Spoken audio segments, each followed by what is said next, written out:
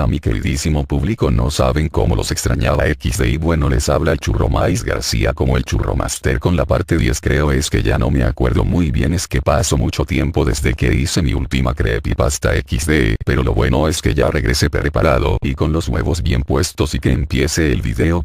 Calamardo suicida. Fui interno en Nickelodeon Studios durante el 2005 para obtener mi título en animación. No me pagaban. De hecho, la mayoría de las pasantías no son pagadas, pero tuve algunas experiencias más allá de la educación. Los adultos no lo ven como un buen trabajo, pero la mayoría de los niños se cagarían si pudieran estar ahí. Como trabajaba con editores y animadores, me tocaba ver los capítulos nuevos antes de que salieran al aire. Iré al grano sin dar muchos detalles. Acababan de hacer la película de Bob Esponja y el staff entero estaba falto de creatividad, así que les tomó mucho tiempo iniciar la siguiente temporada. Pero en realidad, el retraso duró más por razones perturbadoras. Hubo un problema con el primer episodio de la temporada que retrasó por meses a todos y a todo. Otros internos y yo estábamos en el cuarto de edición junto con los animadores principales y los editores de sonido, listos para hacer el corte final. Recibimos una copia de lo que se suponía era Fear of a Krabby Patty y nos reunimos alrededor de la pantalla para ver. Ahora, dado que no era el corte final, a veces los animadores ponían un título falso en tono de broma, un chiste interno como no funciona el sexo en lugar de Rockabye Valve cuando Bob y Patricio adoptan una ostra. Nunca fue nada en particular gracioso, pero siempre fueron chistes relacionados con el trabajo. Así que cuando vimos como título Squidward Suicide, el suicidio de Calamardo, no pensamos que fuera algo más que una broma mórbida. Uno de los internos incluso emitió una risa seca. Comienza con la música alegre de siempre. Inicia con Calamardo, practicando con el clarinete, errando algunas notas como siempre. Oímos a Bob riéndose afuera. Calamardo se detiene y le grita que se calle, puesto que tiene un concierto esa noche y necesita practicar. Bob dice que sí, y se va a ver a Renita junto con Patricio. La splash screen de burbujas aparece y entonces vemos el final del concierto de Calamardo. Aquí fue donde todo se puso raro. Al estar tocando, algunos cuadros se repitieron una vez, pero el sonido no. En este punto el sonido ya está alineado a la animación, y eso no era común, pero entonces deja de tocar, el sonido termina como si nada hubiese pasado. Hay murmullos en la multitud antes de que comiencen a abuchearlo. No eran abucheos de caricatura comunes en el show, se podía escuchar malicia en ellos. Calamardo estaba visible de pie, nervioso y viéndose asustado.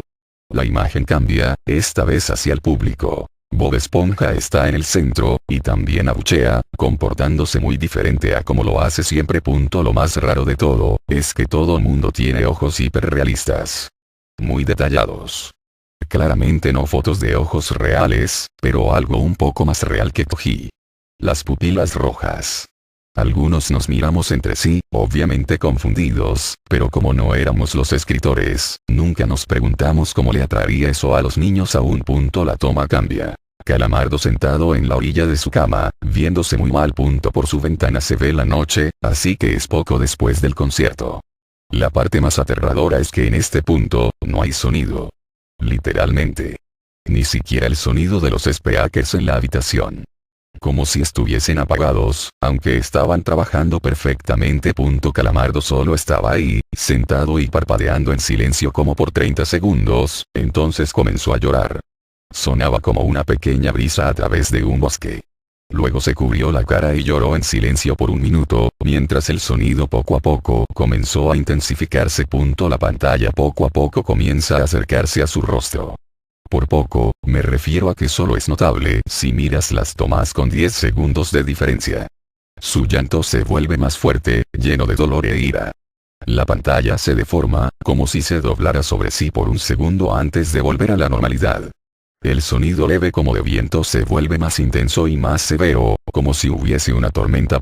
La parte tétrica es que este sonido y el llanto de Calamardo suena demasiado real, como si el sonido no viniera de los speakers, como si estos fueran agujeros y el sonido viniese de otro lado.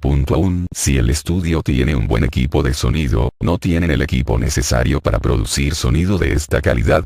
Bajo el sonido del viento y el llanto, algo comenzó a sonar, una especie de risa en intervalos raros y nunca durando más de un segundo para que no pudieras podías oírlo con facilidad. Vimos esto 2 veces, así que perdónenme si las cosas suenan muy específicas, pero he tenido tiempo para razonar sobre ellas.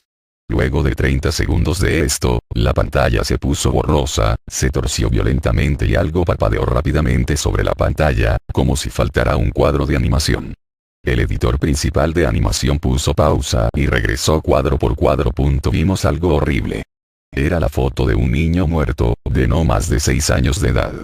Su cara estaba deformada y ensangrentada, un ojo colgando sobre su rostro. Estaba en ropa interior, con el estómago abierto y las entrañas yaciendo a su lado. Estaba tirado en una especie de pavimento, probablemente algún camino. La parte más aterradora era que se podía ver la sombra del fotógrafo. No había cinta del crimen, no había evidencias o marcas, y el ángulo estaba completamente erróneo para ser parte de evidencia de un crimen. Parecía como si el fotógrafo fuese el culpable de la muerte del niño. Estábamos mortificados, por supuesto, pero seguimos, esperando que fuera una broma torcida y enferma. La pantalla regresó de nuevo a Calamardo, aún llorando más fuerte que antes, y con la mitad del cuerpo en la toma.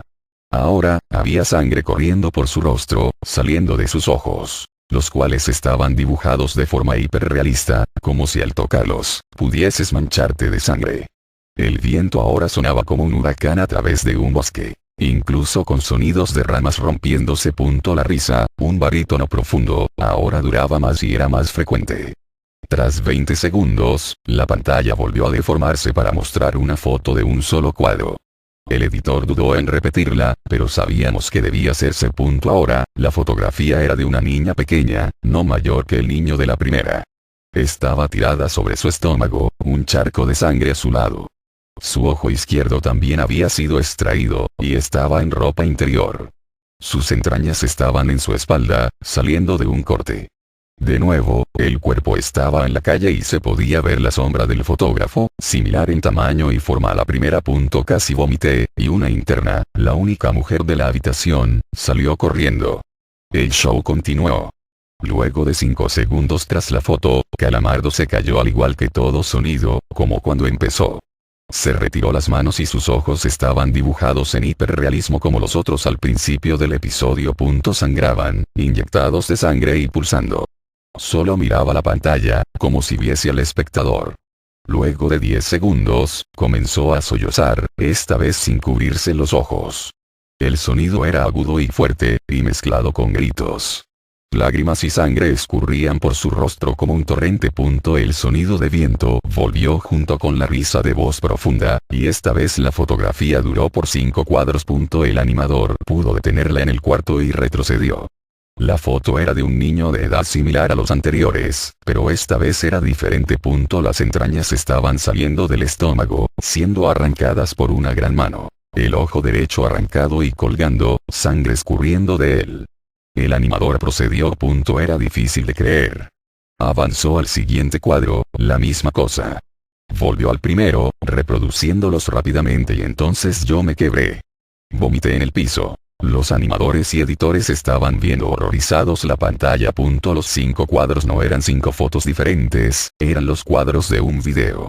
Vimos como la mano levantaba lentamente las tripas, vimos los ojos del niño enfocándose en la mano, y vimos parpadear al niño los últimos 2 cuadros. El editor principal del sonido nos dijo que paráramos, que tenía que llamar al creador para que lo viera por sí mismo. El señor Hillenburg arribó 15 minutos después, confundido y sin saber por qué lo habían llamado, así que el editor siguió con el episodio. Una vez que terminaron los cuadros, Calamardo volvió a aparecer, viendo al espectador, la toma enfocada en su rostro por 3 segundos. La toma se abrió, y una voz dijo hazlo, mientras Calamardo sostenía una escopeta. Inmediatamente pone el arma en su boca y jala el gatillo. El muro tras él acaba salpicado por sangre y materia gris realista, y Calamardo sale despedido hacia atrás con fuerza. Los últimos 5 segundos muestran su cuerpo sobre la cama, de costado, y un ojo cuelga de lo que queda de su cabeza, viendo fijamente el suelo. El episodio acaba. El señor Hillenburg está furioso y demanda saber qué demonios está pasando. Muchos dejaron el cuarto en este momento, así que solo unos cuantos de nosotros lo vimos de nuevo. Ver el episodio de nuevo solo sirvió para que se grabara en mi mente y me produjera muchas pesadillas. Siento mucho haberme quedado. La única teoría que tenemos es que el archivo fue editado por alguien en la cadena desde el estudio de dibujo. Llamaron al CTO para que analizara qué había pasado. El análisis del archivo muestra que le grabaron material nuevo. Y por más que intentamos averiguar qué había ocurrido, no logramos encontrar nada. Hubo una investigación respecto a las fotos, pero no obtuvimos información de ellas. No se identificó a ningún niño, y no encontramos pistas de la información o pistas físicas en las fotos. No creía en fenómenos inexplicables antes de esto, pero ahora sé que cuando algo pasa y no puedo probar que lo ocasionó, lo pienso dos veces. El rastrillo. Durante el verano de 2003, los acontecimientos en el noreste de Estados Unidos que involucran una extraña criatura, parecida a la humana, despertó el interés de los medios de comunicación locales. Breve, antes de un apagón aparente fue promulgada. Hay poca información o ninguna, se dejó intacto, como las cuentas más en línea y escritos de la criatura fueron destruidas misteriosamente. Centrada principalmente en la zona rural del estado de Nueva York, y una vez que se encuentra en Idaho, autoproclamados testigos contaron historias de sus encuentros con una criatura de origen desconocido. Las emociones van desde niveles extremadamente traumáticos de miedo y malestar, a un sentido casi infantil de la alegría y la curiosidad. Mientras que las versiones publicadas ya no son de la historia, los recuerdos se mantuvieron poderosos. Varios de los involucrados comenzaron a buscar respuestas en ese año. A principios de 2006, la colaboración se había acumulado casi 2 docenas de documentos que datan entre el siglo XII y hoy en día, situados en 4 continentes. En casi todos los casos, las historias eran idénticos. He estado en contacto con un miembro de este grupo y fue capaz de obtener algunos extractos de su próximo libro, Una nota de suicidio, 1964. Mientras me preparo para tomar mi vida, siento que es necesario disipar cualquier sentimiento de culpa o dolor que he introducido a través de este acto. No es culpa de nadie más que a él. Una vez me desperté y sentí su presencia. Otra vez que me desperté y vi su forma. Otra vez me desperté y escuché su voz, y vi sus ojos. No puedo dormir sin que me aterre lo que podría pasar la próxima vez al despertar. No puedo despertar nunca más. Adiós. Encontrada en la misma caja de madera donde había 2 sobres vacíos dirigidos a William y Rose, y una carta suelta personal sin sobre. Querida Linie, he rezado por ti. Él te ha dicho tu nombre. Una entrada de diario, 1880. Tengo la experiencia del mayor terror. He experimentado el mayor terror. Veo sus ojos cuando cierro los míos. Son huecos. Negros. Me miraron y me atravesaron. Sus manos mojadas. No puedo dormir. Su voz, texto ininteligible. Un navegante registro, 1691. Vino a mí en mi sueño. Desde los pies de mi cama sentí una sensación. Se llevó todo. Tenemos que volver a Inglaterra. No vamos a volver aquí otra vez, él lo ha pedido. De un testigo. 2006. Hace 3 años, yo acababa de regresar de un viaje a Cataratas del Niágara con mi familia para el 4 de julio. Todos estábamos muy cansados después de un largo día de conducir, por lo que mi esposo y yo pusimos a los niños en la cama y lo llamó una noche. A eso de las 4 am, me desperté pensando que mi esposo se había levantado para ir al baño. Usé ese momento para robar a las sábanas, solo para despertar a mi marido en el proceso. Me disculpé y le pregunté que si él se había levantado. Cuando se volvió hacia mí, él abrió la boca y sacó los pies del extremo de la cama tan rápido su rodilla casi me tiró. Entonces me agarró y no dijo nada. Después de adaptarme a la oscuridad por unos segundos, fui capaz de ver lo que causó la reacción extraña. A los pies de la cama, sentado y de espaldas a nosotros, había lo que parecía ser un hombre desnudo, o un gran perro sin pelo de algún tipo. Su posición corporal era inquietante y poco natural, como si hubiera sido golpeado por un coche o algo así. Por alguna razón, no me asusté, más me preocupaba su condición. En este punto, yo pensaba que teníamos que ayudarle. Mi marido estaba mirando por encima de su brazo y la rodilla, enclavado en la posición fetal, de vez en cuando mirando a mí antes de regresar a la criatura. En una ráfaga de movimiento, la criatura rodó por el lado de la cama y se arrastró rápidamente en una especie de agitano y extraño movimiento a lo largo de la cama hasta que estaba a menos de un palmo de la cara de mi marido. La criatura estuvo completamente en silencio durante unos 30 segundos, o probablemente más cercano a 5, parecía mucho más, solo mirando a mi marido. La criatura entonces puso su mano en su rodilla y corrió al pasillo, que conduce a los cuartos de los niños. Grité y corrí hacia el interruptor de luz, planeando ir a detenerlo antes de que dañara a mis hijos. Cuando llegué al pasillo, la luz de la habitación era suficiente para verlo agachado y encorvado sobre unos 20 metros de distancia. Se dio la vuelta y miró directamente a mí, cubierto de sangre. Encendí la luz y vi a mi hija Clara. La criatura corrió por las escaleras mientras mi esposo y yo corrimos para ayudar a nuestra hija. Ella estaba muy mal herida y solo habló una vez más en su corta vida. Ella dijo: "Él es el rastrillo". Mi marido conducía su auto en un lago de la noche, mientras que apresurarse a nuestra hija al hospital. No sobrevivió. Al ser una ciudad pequeña, tiene alrededor noticia con bastante rapidez. La policía estaba atento al principio, y el diario local tomó mucho interés también. Sin embargo, la historia nunca fue publicada y las noticias de televisión local sin más trámite tampoco. Desde hace varios meses, mi hijo Justin y yo nos alojamos en un hotel cerca de la casa de mis padres. Después decidimos volver a casa, empecé a buscar respuestas a mí misma. Finalmente he localizado un hombre en el pueblo de al lado que tenía una historia similar. Nos pusimos en contacto y empezamos a hablar de nuestras experiencias. Sabía de otras 2 personas en Nueva York que habían visto a la criatura que ahora se conoce como el rastrillo. Nos tomó los 4 alrededor de 2 años completos de búsqueda en internet y la escritura para llegar a una pequeña colección de registros del rastrillo. Ninguno de ellos dio ningún detalle, la historia o el seguimiento. Una revista tenía una entrada que implica a la criatura en sus primeras 3 páginas, y nunca lo volvió a mencionar.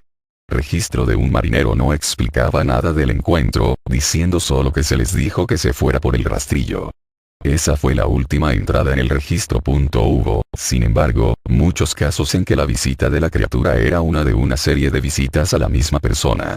Varias personas también mencionó que se habla, mi hija incluida. Esto nos llevó a preguntarnos si el rastrillo había visitado ninguno de nosotros antes de nuestro último encuentro. He creado un grabador digital cerca de mi cama y lo dejaron correr toda la noche, todas las noches, durante 2 semanas. Yo sería tediosamente escanear a través de los sonidos de mí dando vueltas en mi cama cada día cuando me desperté. Al final de la segunda semana, yo estaba acostumbrado al sonido ocasional de sueño mientras desdibujando a través de la grabación a 8 veces la velocidad normal. Esto todavía tardó casi 1 hora todos los días. En el primer día de la tercera semana, me pareció oír algo diferente. Lo que encontré fue una voz chillona. Era el rastrillo. No puedo escuchar el tiempo suficiente para empezar a transcribirlo. No he dejado que nadie la escuche todavía. Todo lo que sé es que he oído antes, y ahora creo que habló cuando estaba sentado frente a mi esposo. Yo no recuerdo haber escuchado nada en ese momento, pero por alguna razón, la voz en la grabadora inmediatamente me lleva de vuelta a ese momento. Los pensamientos que deben haber pasado por la cabeza de mi hija me pone muy molesta. No he visto el rastrillo desde que arruinó mi vida, pero sé que él ha estado en mi habitación mientras yo dormía. Me conoce y temo que una noche me despertaré para verlo mirándome. Anónimo. Y bueno, espero esta parte 10 de Creepypastas para no dormir, y si te gustó el video pues dale like, comenta, comparte y lo más importante suscríbete para más videos. Nos vemos hasta el próximo video. Adiós.